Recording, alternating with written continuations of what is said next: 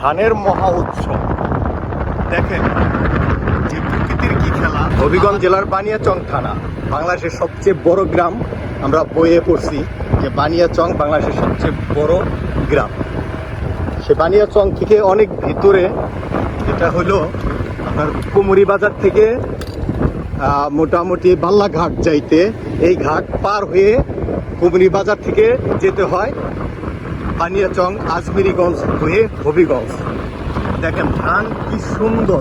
বাংলাদেশে ধানের অভাব হবে এই বানিয়াচং দেখলে আপনি মানে চিন্তা করবেন যে না, ধানের কোনো অভাব বাংলাদেশে হয়তো বা 2-4 বছরের মধ্যে হবে বলে আশা করা যায় না। জাপানের মতো, জাপান যেমন 25 বছরের খাবার এখনো ওরা নিজেরা গচ্ছিত রাখছে, বাংলাদেশও এই বানিয়াচংয়ের মতো যদি ধানের ব্যবস্থা সব জায়গায় হইতো তাহলে 25 বছরের খাবার নিয়ে আমাদের